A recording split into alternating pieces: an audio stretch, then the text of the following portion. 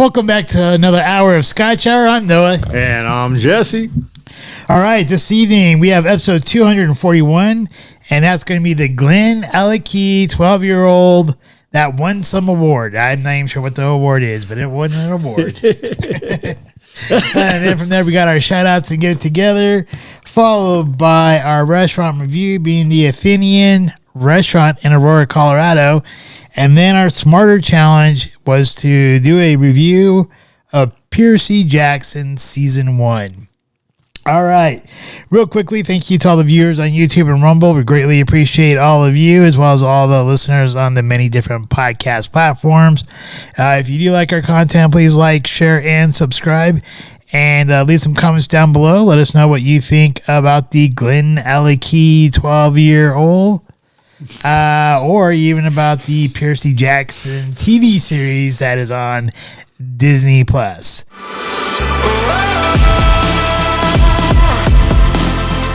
Scotch review. Well, the GlenAllachie, as Noah was mentioning, we did win a World Whiskey Award for the 2025 World's Best Space-Side Single Malt. So That's saying a lot. yeah, we're gonna put that to the test here, as our own critical review will determine whether or not we find this as great as the champions, the world's best awards. So the GlenAllachie 12-year-old, first of all, quick breakdown. 46% ABV. They are located, the distillery is located in Aberlour. The GlenAllachie Distillers Company Limited is the company's owner. So they do own it. Founded relatively new for some of the space side, in particular. Scotch houses, 1967, founded by McKinley Pearson. McPherson. The distillery has 2 wash stills, 2 spirit stills, with an annual capacity of roughly 4 million liters per year. The GlenAllachie Distillery, again, built in 67 by the McKinley McPherson. It was bought and mothballed by Gordon Distillers in 85. So they had it open for 18 years before they mothballed it, who then also sold it again to Campbellton Distillers in 89, 4 years later, who restarted the distillery. So now this poor distillery is finally 22 years old, reopened, going strong. And then you fast forward another 20 years, 30 years, and in 2017, the distillery was sold to Billy Walker, Graham Stevenson, and Trisha Savage, who came together as the GlenAllachie Distillers Company Limited, along with 2 blended Scotch whiskey brands, White Heather and McNair's. Sounds like a hair removal cream, who knows. In 2024, the distillery carried out a rebranding. This gave the bottlings a new look, and limited special bottlings were henceforth summarized under the name Wood Collection, of which we have been pleasantly allowed to enjoy. The rebranding also introduced the slogan, "Whiskey in Good Hands." Any distillery tours this time of year? Well, right now, the distillery is closed until January 3rd. But once it does reopen, the hours will be Monday through Saturday, 10 a.m. to 5 p.m. Or 10:00 to 1700 hours. So 1000 hours to 1700 hours. Any case, they do have one tour called the GlenAllachie Experience Tour. It's 1.5 hours long. 25 Great British Pounds. And here you get to learn about the whiskey making process and discover what makes GlenAllachie unique. And at the end, it just says you get to sample drams. I don't know how many drams. I'm going to assume it's like like most other places. being 3 grams, but it doesn't really say on the website. All right. Well, we'll go into the opening of the box. First off, I think the box has got some great color on it. I like the different shades of purple, part of the rebranding, textured down below. I do actually like the white stripe between the light purple and the dark purple. Opening up top, they do have a nice leaf to hold the bottle in So it's place. a tight box. That's a tight box. It's definitely, I mean, well, it depends. It's got this O-ring, and then it's just pretty loose for the rest of the way. Who knows? I guess the rest of the box got used. Who knows? Oh, man. All right. So we got the GlenAllachie bottle, 12-year now, no color added, non-chill filtered, 12 years old. Look at that color. That's pretty phenomenal. We're going to hope and pray that the palette goes along with that color, but that is a sexy colored Scotch. With their usual, they have a great foil, well pressed with their insignia upon the top. Taking that off, they do have a plastic topper made to look like wood. It's a pretty good fake, and pressed cork. Oh, but this Scotch smells phenomenal.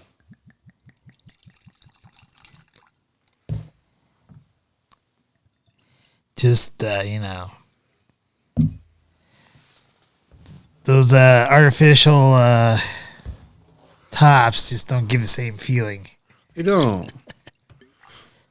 As, Not the same friction when you pull it out. Yeah, it definitely isn't. When you open up that box, you want to make sure you have that wood with that friction there. Right. Where it just pops. All right. I guess it's time for our tasting notes and warp speed. So cheers. Cheers.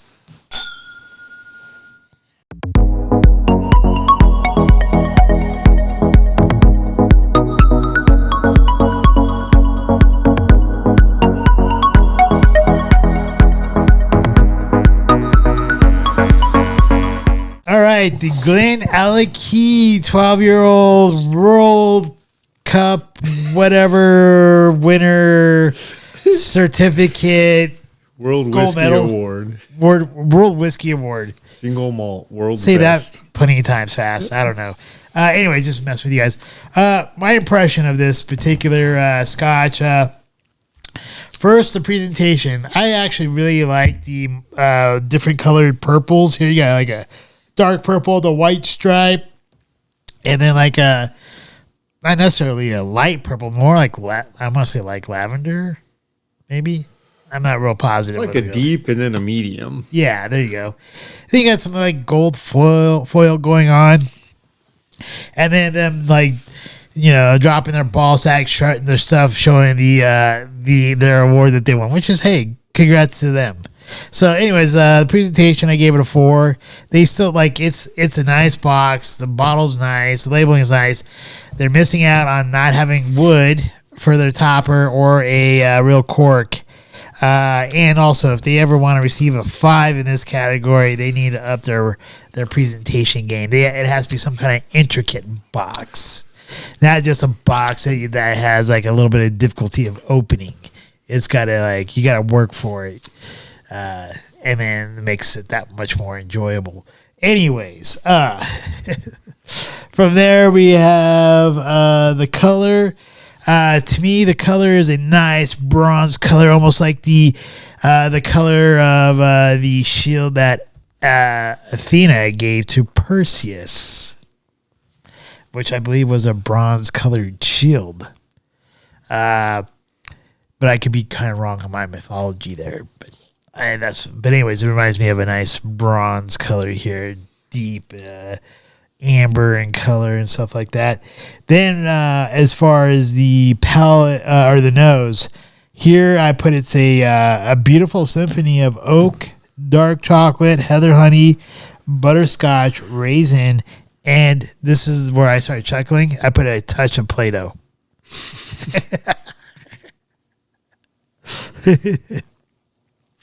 But I gave it 28 points. I really enjoyed the nose. The palate here to me was light to medium. I put light to medium syrup body with notes of fig, sultana, chocolate, and ginger. Because there's like this ginger spice going on in there. And then the finish is medium in length with some cocoa, bit of oak, and lingering ginger spice. That just kind of lingered on the sides of my tongue and the sides of my mouth. The palate was decent. There's something I wanted more out of the palate, and I just didn't quite get it. I will also say this though, I think when it comes to the palate, you don't want it straight out of the neck. You want this thing to open up and spend some time getting to introduce itself to the oxygen and get oxidized just a little bit, because the flavors will start coming out. Because if it's still tight when you pour it in, it's going to be very like light-bodied and sharp and not enjoyable at all, in my opinion. But if you give it a little bit of time to open up, I think it'll start opening up its bouquet to you, and the flavors will start to emerge, and I think it becomes much better. So at least give it, in my opinion, at least give it like 15 to 20 minutes before you sip it after you open it up. The finish is, like I said, it's a medium length with some cocoa, bit of oak, and lingering ginger spice. So I gave that the body 27, or the palate, the finish 26, grand total 90 points. Would I take it to game night? I think it's on that borderline. I think it was like roughly $100, maybe a little bit more, because I believe I got it on sale for us. It's on that borderline of like, I'm not sure if I take it to game night or not. It's one of those game nights where if they're all like a bunch of Scotch drinkers who really enjoy Scotch, I could see bringing it. Otherwise, I would not bring it to a game night where people wouldn't appreciate it. Would I take it to Black Tie Affair? Once we're starting to cross into the $100 area, I think there's much better options. So this would not be a Black Tie Affair for me. And is there a spot on the shelf? Once again, there's plenty of other scotches that we've had in the $100 realm. And I'd rather have those on my shelf instead of this. Now, if you're like Jesse and I, and you look at our backgrounds, there's plenty of like shelf space, but there's really not. And I'm not really sure if I would make room for this one. It's good. It's solid. I mean, 90 points. It's won an award. So you can argue with me saying like it deserves a spot, and I'm going to tell you that there's others I prefer, and I'd rather give spots on my shelf to the ones I prefer over this one. But definitely buy it and try it. All right. Well, as stated already, the presentation is nice. It's just not 5 nice. So I also, because it just didn't go the extra mile, great presentation, didn't go the extra mile, 4 out of 5 for presentation. Color, man. First of all, you got to remember this is non-chill filtered, no color added. That is deep. And as we are in Percy Jackson season 1 and the Greek mythology, this is Persephone's alluring honeydew. She's both the goddess of spring and the queen of the underworld. What a tragedy in life. For myself, the nose, I get oak for days, a little bit of cocoa. There's some citrus peel. Oh, the cocoa powder is definitely there, and I love it. It almost brings this bitter sweet with the citrus and the oak and dates. There's a sweet dates in there too. For me, the nose is very enjoyable. So I gave the nose a 27. The palate, oh, this is my favorite part.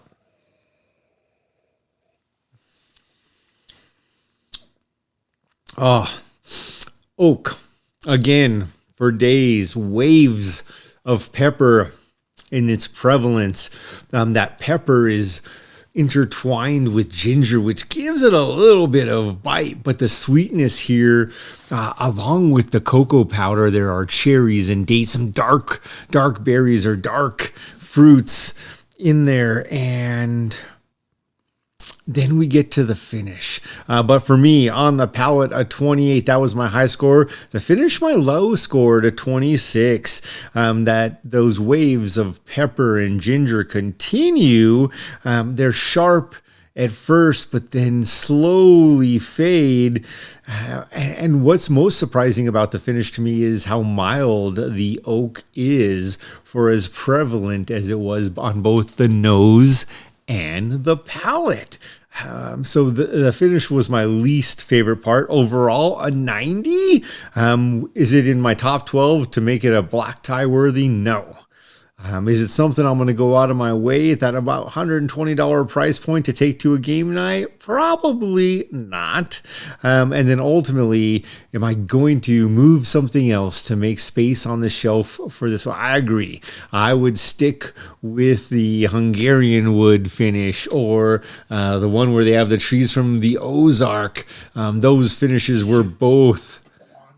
Yeah, I wasn't even going to try to say it. Chicacabre.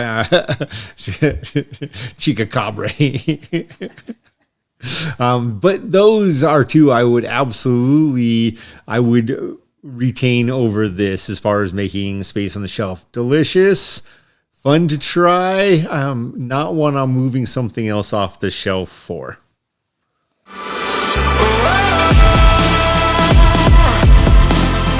It's time for our shout-outs. I gotta give the Nuggets, the Denver Nuggets, a shout out for continuing their dominance, and Jokic for continuing his great and fun, entertaining. Murray the same. Their play has been great. So the Nuggets have been a lot of fun and shown what team can be, and that's great to see. As far as get-togethers, there's not really one. Like the Nuggets dominating the Broncos this last game, not so dominating, but at the end of the day, we'll see what happens in the playoffs now. It's not really a get-it-together. It was like I'm like happy they had a game that they didn't just walk away with a win, because sometimes we need that like slap to be like, oh yeah, playoffs are coming. Better be ready. So I'm gonna give my shout out to a dead guy. All right, wow, that's uplifting. I wonder if this is gonna rise. Nah, I'm giving my shout out to George Washington. Oh, I thought you were gonna say Jesus. So his birthday's tomorrow. What was it? I'm not exactly sure because today's Christmas Eve that we're recording this. I don't remember exactly if it was like Christmas Eve going into Christmas or if it was early Christmas morning, but up until this point, again, the war in the Revolutionary War, Washington was getting his ass handed to him. They were retreating.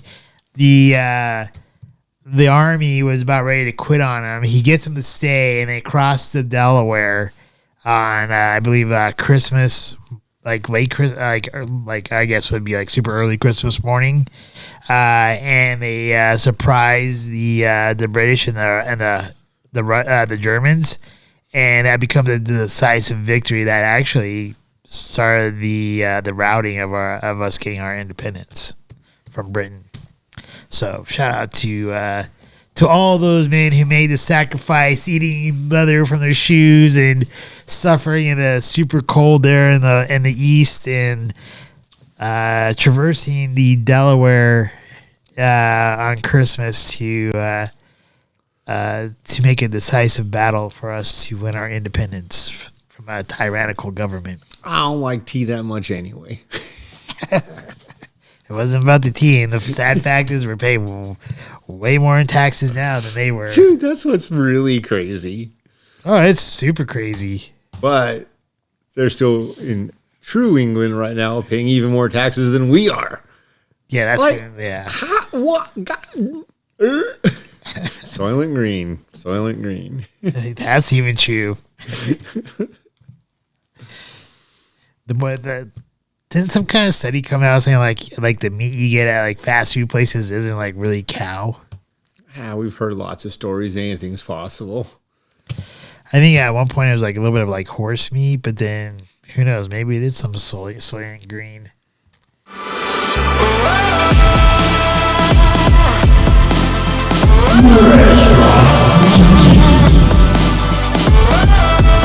All right, this week's restaurant review.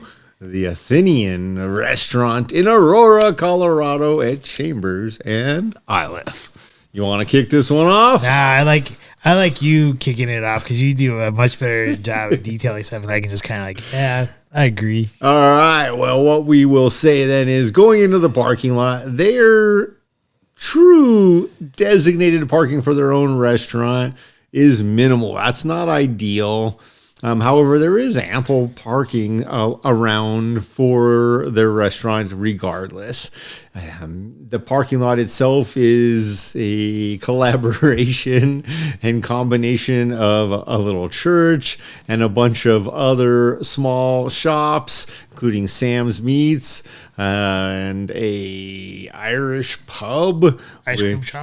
Ice cream shop. I mean, there's a giant car wash. There's JJ's place. There's a lot in this little shopping center. And it has have the potential to be a disaster, but so far it wasn't. So the parking lot itself, not sexy. However, the outside of the building is kind of sexy. It's fun. They do have outdoor seating that also has limited visibility, but also ways to keep you warm. So you could choose to sit outside even in the winter on a warmer day. And I really liked that. I really liked that piece. So on the exterior, actually, I gave the exterior ultimately a 7 because I love the building. I love what they've done. Their statues, their decor, they're decorated for the holidays. They change it up. It looks very inviting. The interior is also sexy and fun. Very Greek, very, again, decorated for the holidays. Statues, a nice bar, great seating. I really like the layout, and it's also very intentionally private where they have set up the tables in the booths so that you can still get privacy, which is harder and harder to find in modern restaurant seating. So the interior for me, a 9. Now, here's where we get good. The service. I will say the service was one of my 3 wins. Both the lady and the gentleman that served us did a great job. Lots of attention, non-intrusive, again, inviting. Everything was great. Brought the food quickly. Good communication. So for me, the service was a 10. On top of that, the food. Now we had the Greek gods platter. We split this bad boy because it comes with lamb chops. It comes with pork chops, calamari, grilled veggies. You've got different sauces. You've got all sorts of deliciousness. Plenty of food for 2 people for sure. Every bite of everything I had, the lamb was perfect. The pork I thought was going to be tough because when I tried to cut it with my fork, it didn't cut right through. But when I took a bite, oh man, tender, delicious, great flavor. A little bit of lemon went a long way and really brought out that grilled flavor on the pork and the veggies. The calamari was actually really good too. Not one of my 2 favorites, but also not tough. So the food for me, I loved every bite, a 10 for food, ultimately because of the whole experience. This was fun. It was great service. I enjoyed the setting. For me, the value also came in at 10. So a total of a 9.2, one of the higher restaurants we've rated. But I really enjoyed it. And here's why it deserves that score. First of all, I wouldn't hesitate to meet a friend there. I would not hesitate to meet a friend there and go for different things. They have a pretty good menu. You can get everything from a basic hero sandwich all the way up to our Greek gods platter, tons of things, a nice wine list, a full bar. So good there, but also I wouldn't hesitate to take a date here. It was fun. Again, great service, the atmosphere. And that's what I'm really looking for, is that full experience if I'm going to be taking the time or giving my time and going out on a date with someone. So because of this, and because there are so few restaurants of different, ultimately, ethnicities with great food, great service, fun to go to, for me, it is a destination. It's a little bit of a drive, but it's worth it. So yeah, I liked it. How about yourself? The outside, I gave it a 6. Mostly because of like the parking. Like it's kind of weird how the parking is there. But if you're talking about like the actual restaurant itself, it would be a much higher score because like they did have that enclosed like outdoor section where when we were walking up, looked like there's like these 3 like Greek mob guys talking or something like that. Wearing their jackets with their big ass rings. So I gave the outside a 6. I think the outside actually, like the outside of the restaurant itself, like the way it faces east, where if you want the nice views, technically you would face west, but I think we're like right where their location is, west would be even a crappier view than the east. So I don't know. I think 6 is proper for that. The one thing I will mention though is like and this is like one of the very few parking lots I've seen in a while where like it's like back to the old days where like large parking spaces as opposed to like everything being like compact cars and your car's like super tight. Like you're wondering if like you're gonna like bump doors with the other person and stuff. So I did like the parking there as far as that aspect goes. Not a whole lot of lighting. It could probably use a little bit of lighting there, but overall 6 for the outside.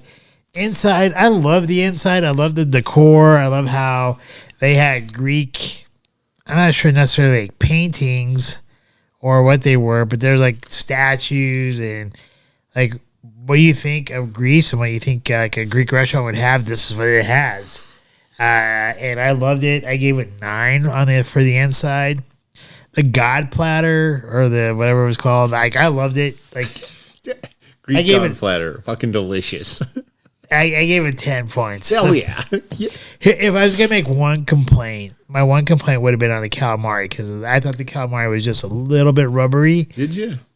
But not enough to like bring it down on 8 points. I mean, it's 10 out of 10 still. I also totally forgot to mention the breaded and butterflied shrimp. Freaking delicious. Oh, yeah. The shrimp was great.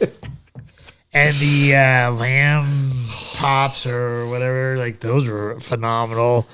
And you're right, like, well, here's the thing, like the pork was a pork chop or pork tenderloin, or I'm not sure what it is. Pork chops, yeah. The pork chops, they were so good just by themselves. But if you added just like a touch of salt more onto it and a little bit of lemon, that thing just like it sung. It was like, oh my gosh, feed me.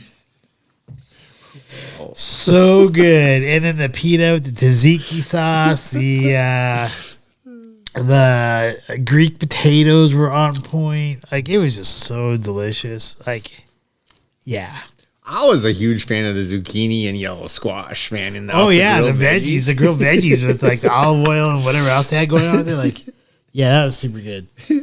Like the food was definitely a 10. The service, I gave the service a 9. And then the value, I gave it an 8. So that gives me a grand total of, I believe, 8.4. Not quite your 9.2, but I don't think I've ever scored like 8.4 on a restaurant. So maybe comparatively, it's like the same thing as just giving a 9.2. I think if this restaurant was closer to the house, it would be like... Oh, it's definitely a destination spot. I definitely would take a date there. I definitely would meet a friend there.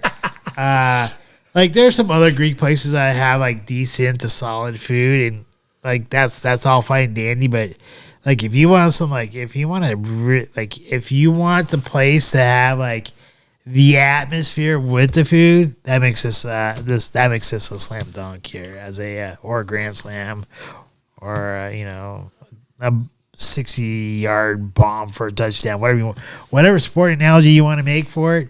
This one's a good one. This is a winner.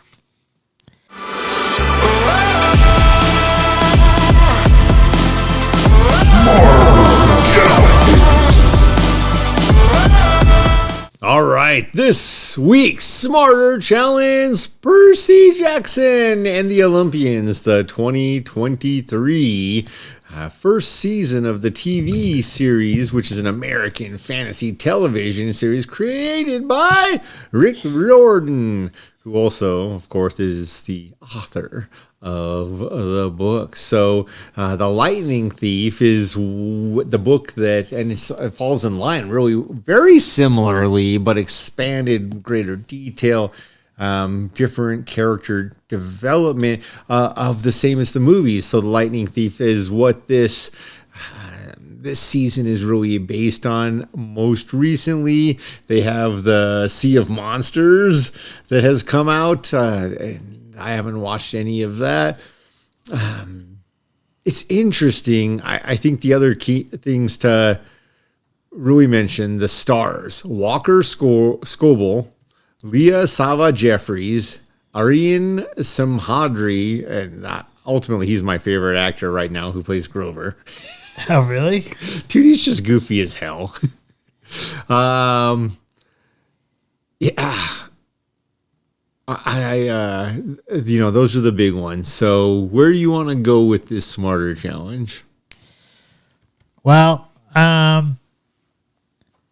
so I'll start here. Is like, it's kind of weird. Like when you watch the movies that came out, I think it was like early 2012, something right around there. When those came out. That sounds about right. And like, I thought they did a good job with the movies, and but the kids seem much older, like in their later teens and stuff like that. Where this one focused on more like probably seemed like more like junior high, not even quite like freshmen in high school yet. Yeah, and I guess. I don't know what's like. It's funny. It's almost kind of like when you look at the movies, because I haven't read the books. So I'm not gonna mention anything about the books. I haven't read the books. But when you watch the movie and you watch the TV series, I feel like they were almost the same, but yet you have like multiple more hours with the TV series than you did with the actual movies, and they almost like, to me, it's almost like they follow the same like pathways. I really I did like Grover. Grover was kind of humorous. The mom, I was like, I'm not really sure. I wasn't really buying the mom that much. Percy Jackson, the kid who played him, he was okay. The one I was actually kind of impressed with, because like honestly, like comparing her to Andrea Daddario, is that her name? Or I thought she was awesome, Daddario. right. But now you have this girl, different race, and I wasn't quite sure how she was going to pull it off, but I thought she did a fairly decent job. Jeffries. Yeah. Leah Jeffries. Yeah. I'm not going to say she's like my favorite character, but she's the one that left the biggest impression with me, because I thought she's the one who had to work harder for the position, or work harder for her character than maybe the other ones. Although she does kind of bring that black sass to her. Like, it's a fact. Like, I'm sorry, I'm going to go here. And races, like, typically sometimes handle themselves differently. They carry a different energy, and she really brings that energy with her. And I think because of that, she's able to drive that character home. I can see that. I think Daddario did it in a different way. She did, and I really loved her character a lot. The biggest piece here is, if you know you're a daughter of Athena, you're going to have that attitude no matter what race or anything you exactly. are. Right? So you kind of have to have that a little bit of tude. Yeah, definitely. I I guess I'm not gonna say like who your favorite character is. Like you already kind of did. You said it was Grover. I just think he's fun. I think Grover's meant to be fun. Yeah. I think he's the one character where it didn't put me off that they were all so young. Like the other characters, it really bugged me how young they were after watching the movies.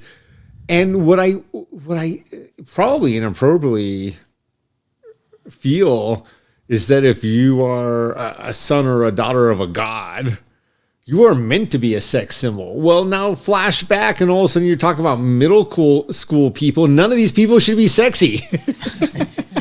Like, honestly, I hope no adults are finding these middle school kids sexy. But like not even us. Like the whole piece is it's very different as far as the evolution of. You think of Athena, you're not thinking anything but some sexy goddess. You know, when I think of Persephone, like hey, Hades' wife, hot. Did they show Persephone in the TV series? I don't remember. Not in the TV series, but just the GlenAllachie was the one in the movies, right? Right. Smoking hot. Smoking hot. I will say. But see, again, I think that's where they this is where it kind of tripped me up. Was I was expecting one thing, and this is my bad. Because when I think of Greek mythology, I think of mobsters and mobster wives and all these different things like sexy, sex appeal, power, all these different pieces. And then to bring that into a middle school setting, all of a sudden it was like, okay, I don't know how I feel about this. This is like taking maybe it's closer to the actual books. I don't know. Did they take place in middle school? I did not read the books either. Okay. But it's just it's not what I wanted. Because I want there to be that piece where it's okay for these people to be more mature and to make mistakes. I don't want to see a 12 or 13-year-old making mistakes. Like, not those kind of mistakes, not life-changing mistakes. I get that. Dang, I was going to ask a question here. I'll just ask this question. Like, which episode was most memorable to you?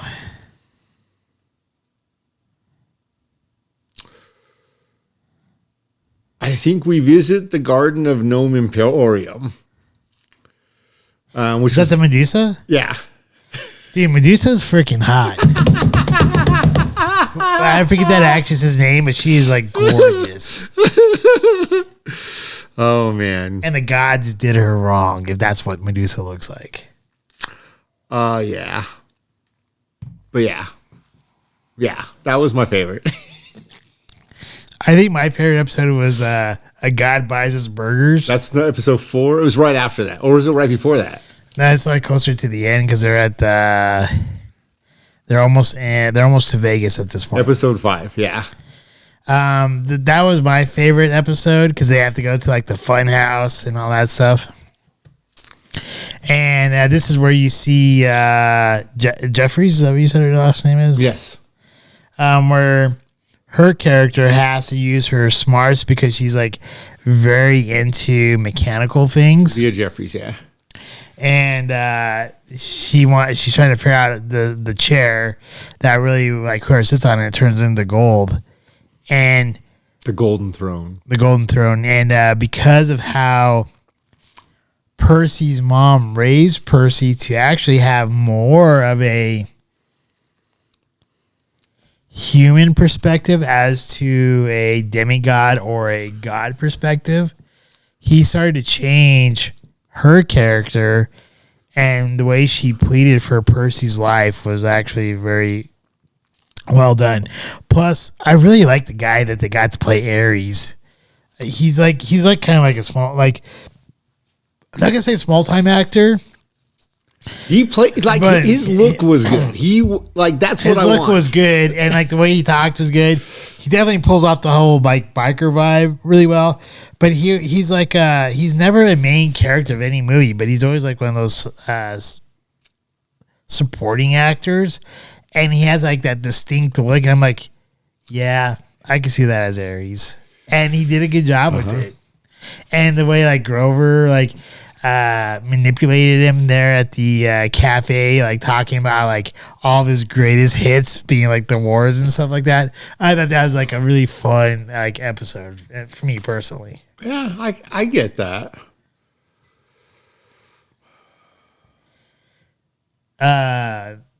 What was the one big surprise for you in that series? It could be like an actor, it could be a scene, it could be whatever. To me, it was who played Zeus. Because I like that actor, but that's not how I would see Zeus. But Almost too young looking. well, it was the guy who plays the Sharon or whatever in John Wick. John Wick. Yeah. But see, to me, we're talking about Greek gods. I would not consider certain races to play that part. But that guy is such a great actor. Like if you take that out, like he has a great voice, he has great presence, and so he pulls it off. But I was just like, that was the biggest surprise for me, though. So now take this into consideration, because this is something ever since I saw him in that role, and then I thought about his name in John Wick, Sharon. So, yeah. And then what's the name of the guy running the school that is introduced in episode, is it at the end of episode 1 or episode 2? His name is Sharon. Mm-hmm. And I'm curious if there was an intentional tie in the writing and the development while making John Wick, that was part of that actor's role, is that he was, and I think there is possibly some truth to this.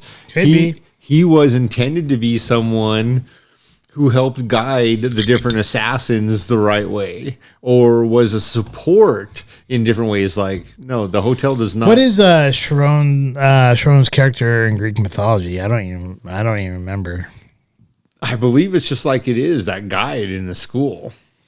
A guide. So here's like the one character I wish I could have seen more of, because I love this character, because he usually plays like a grungy, dirty guy, is the guy who was was Dionysus, who's the activity guy. Who was like the one He like who like had his like shirt all unbuttoned and all the like and he tells blurred Percy, out chicks around. and he tells Percy that he's his dad and stuff like that. Just totally fucks with him. Yeah.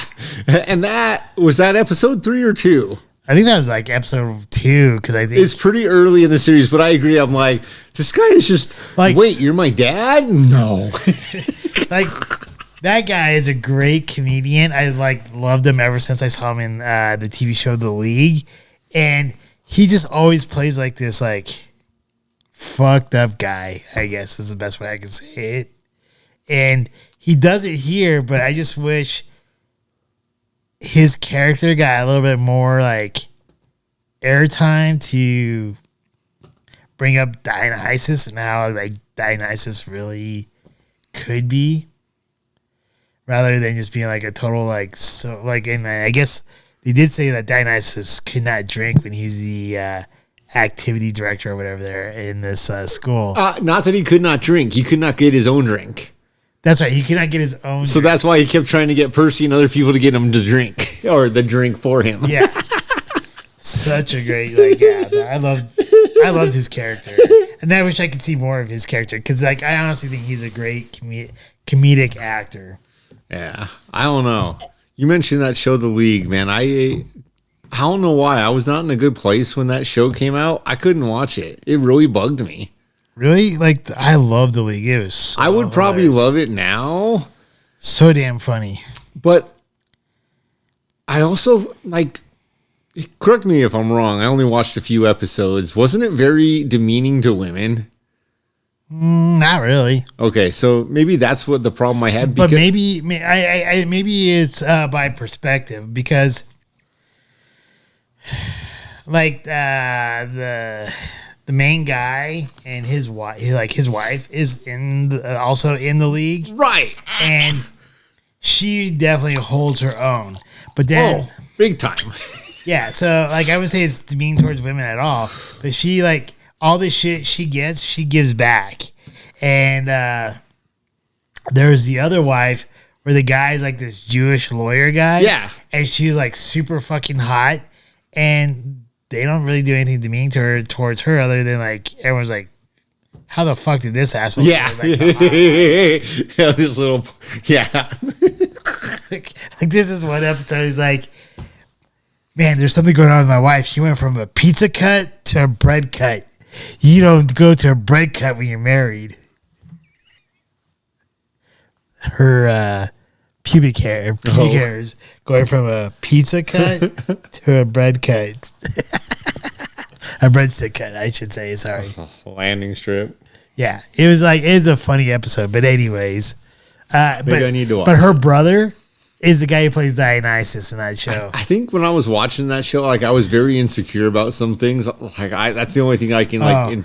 That show like just made me laugh, and plus, like I had been in like some fantasy football leagues, so like the whole like the way they're doing stuff like is like, yeah, I can totally relate to this shit. It's like stupid and hilarious. Maybe that's what my problem with the show was. It's like the fact that it involved gambling, and I was in even a fantasy football but it's league. not even really gambling. Yeah, if you put money down on a fantasy football league, that is gambling. But it's not like I don't really see that as gambling. Dude, I totally do. But either way, I don't know. I just had a problem with it when it came out. Like I had some sort of insecurity. I don't know if it was with money or something it's like part else. of playing for. It's like paying for entertainment.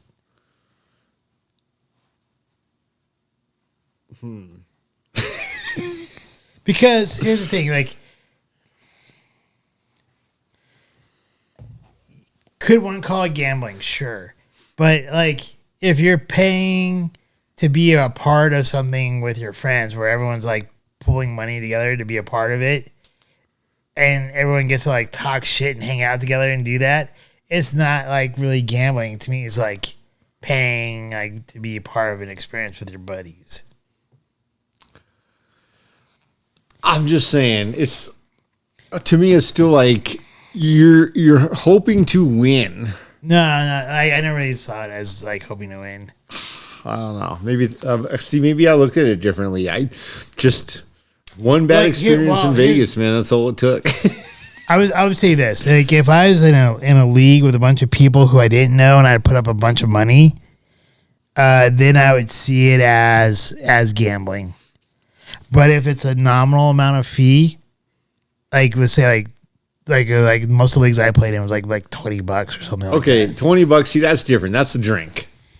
That doesn't seem like gambling to me. Most of the leagues I have heard about are like $200 to $2,000 just to get in, and then there are leagues like that. There are leagues. They fucking pay more throughout the season to get like trades, and all sorts of shit. And I'm like, it depends on like.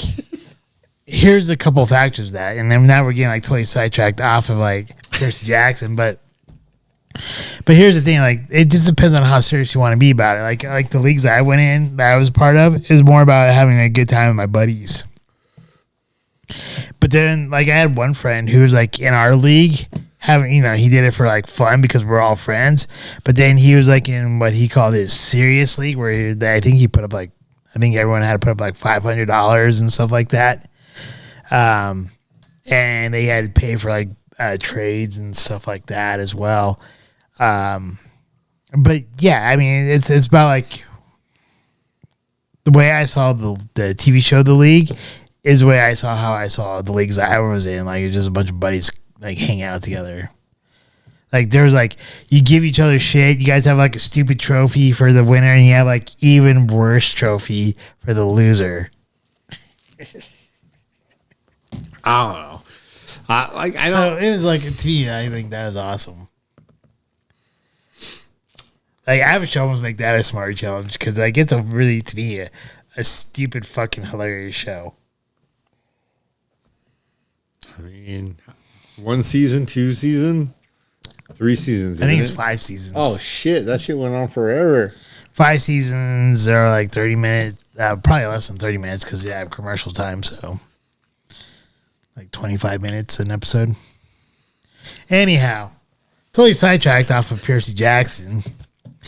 What was your overall, impression of the series? I'll go back to the whole thing that was weird for me was just how young the cast was. And as an adult, I think I wanted it to be more mature. I wanted the characters more mature. I wanted more maturity. I can only imagine that as they go through the Percy Jackson movies, you know, they've gone through the Lightning Thief, and then now they have the possibility with the Sea of Monsters, and they can continue Titan's Curse, et cetera, et cetera, et cetera. These characters get older, and maybe by the end I'll really like it. But my biggest turnoff was just that the cast was so young. I felt like I was watching a Disney kids movie instead of an adult Disney movie. And Disney's done it right at times. Captain Jack Sparrow before Johnny Depp got fired. Best goddamn Disney movies ever. Talking about Disney doing it right, I thought they did Tron Legacy right. And then I also think they did Tron Ares right.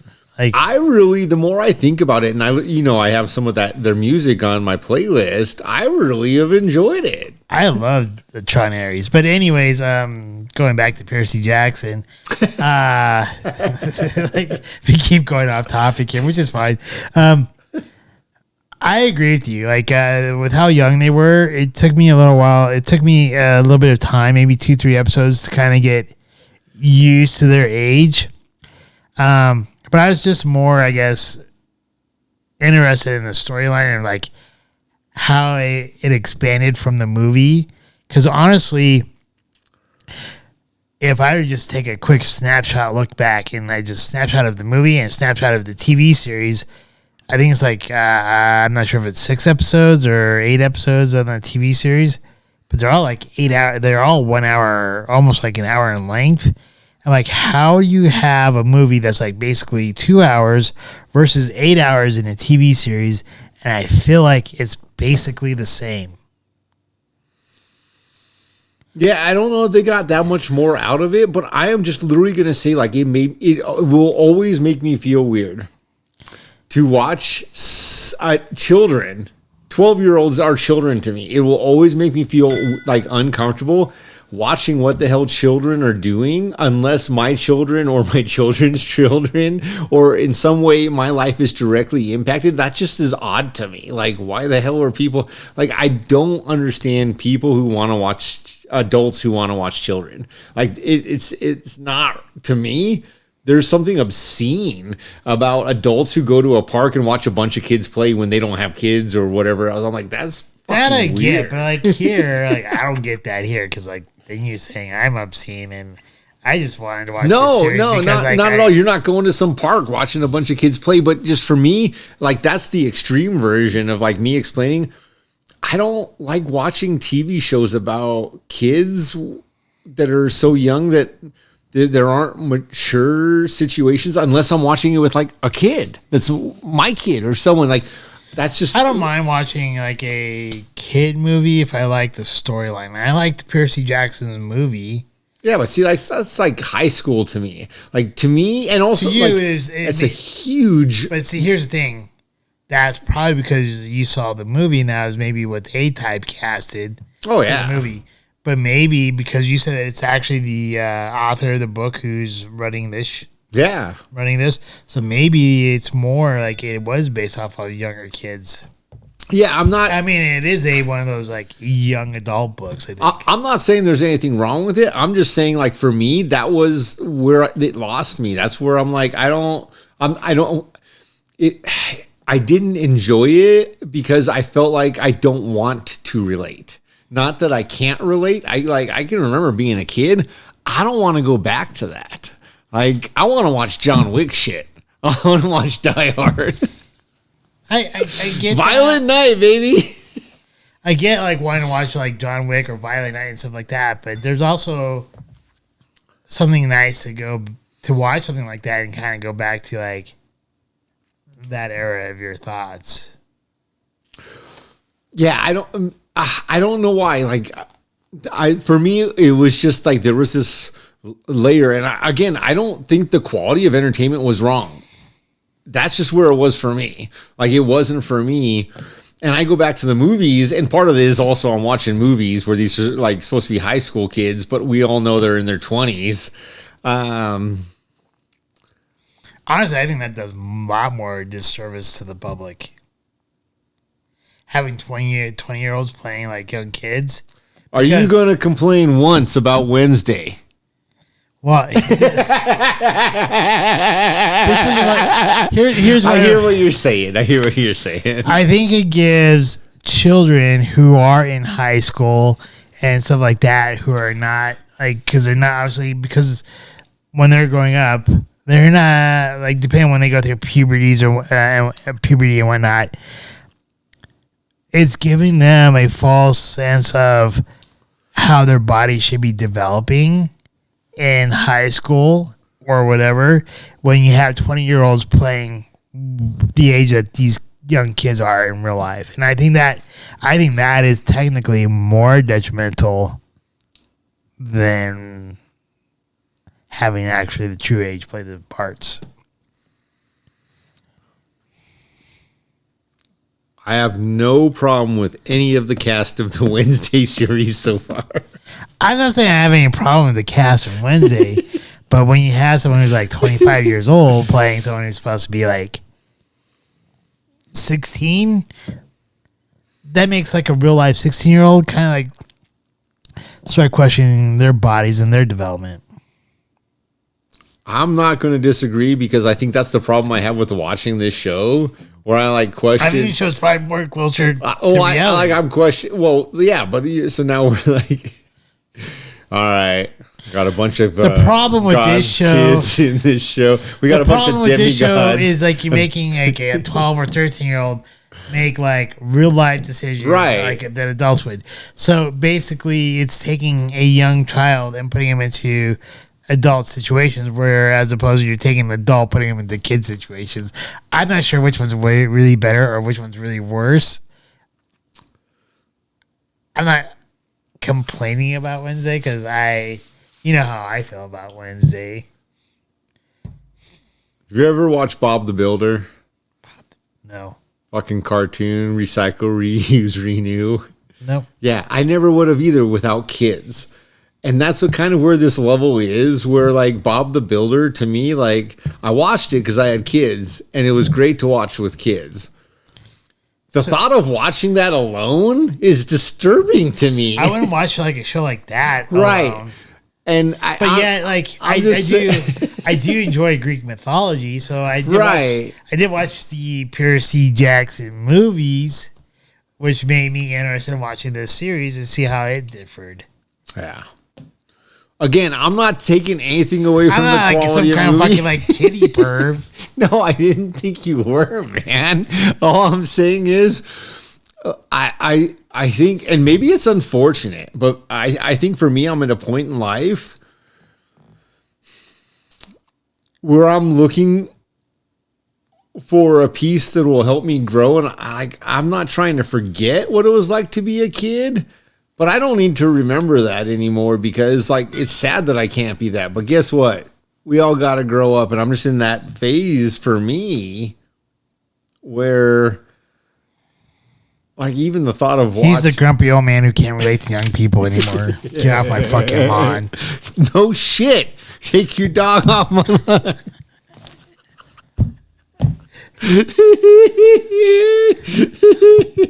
He's fucking Clint Eastwood from El Camino, telling people to get off his yard and shit with a gun.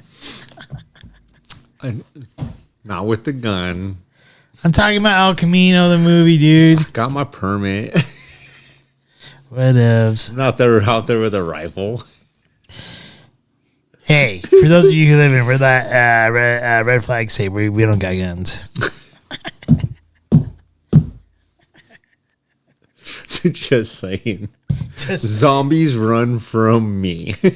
Dude, did you see that meme that I sent you about Timmy the mentally challenged kid Which one? Why do you keep sending those to me? It's the Down syndrome kid who's like a superhero. And he gets charged for first-degree murder for 200 people because he's like this superhero. Jesus and he Christ, goes around man. like punching a bunch of like people who are on fentanyl and killing them all in Philadelphia. I have not seen that one. So hilarious. Okay. Oh my God. This show went totally off rails. What's our next week's challenge? Wait a minute. Here's the important point. It's Christmas Eve. Merry Christmas. Yeah, Merry Christmas. All right. And soon to be Happy New Year, but you'll get another show. I don't know if we're going to go see it tomorrow night or some other night or 3 times, but I think it is appropriate to go watch a comedy. Anaconda. That's right. My anaconda don't want none. All right. Anaconda, Jack Don't Black. they play that in the freaking like preview that Baby Got Back song? Yeah, dude. I think they even play it in the first one. If they don't, it was a spoof I saw, and it was worth it. It probably was a spoof. Probably was a spoof. Probably one of those scary movies. Because I think they try to make Anaconda like a real horror film, and yeah.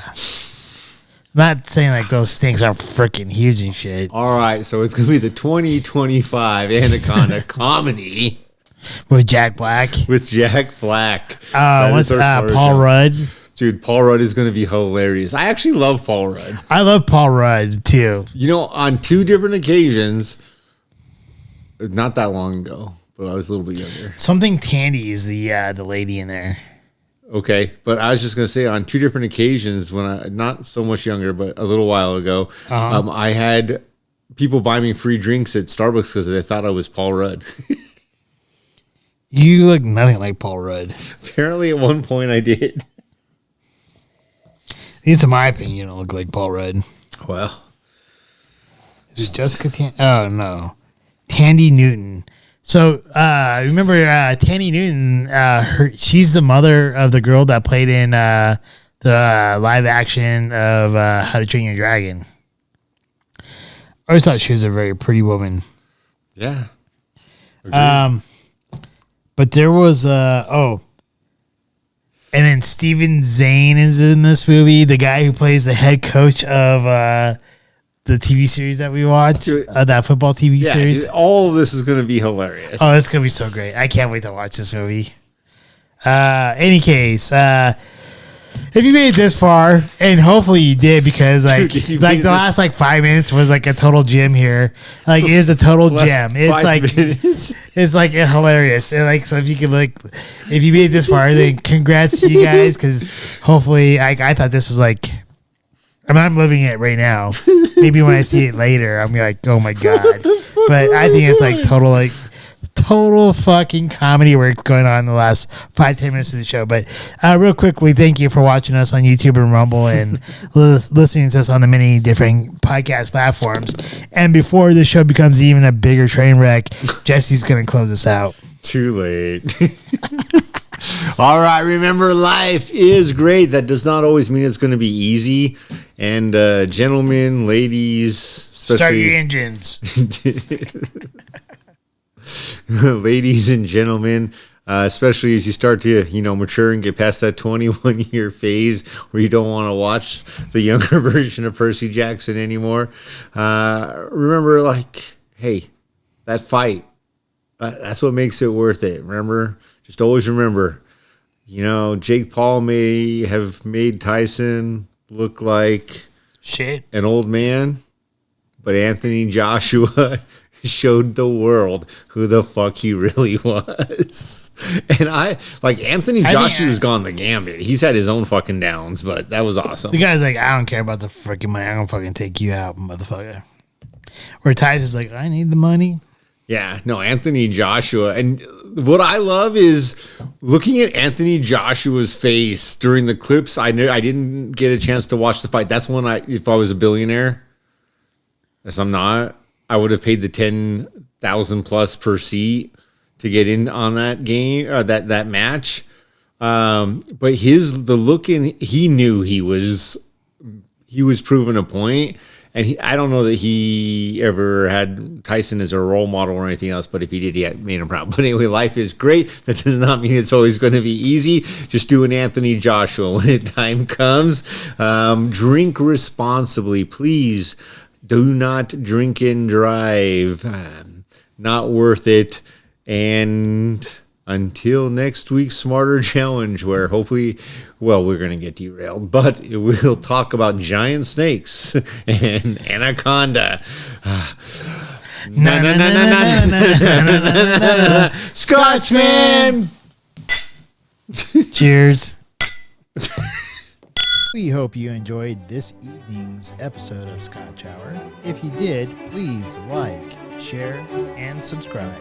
Also, if you have not done so already, please become a patron member, with memberships starting as low as $1 a month. Thank you, and hopefully you have a wonderful evening.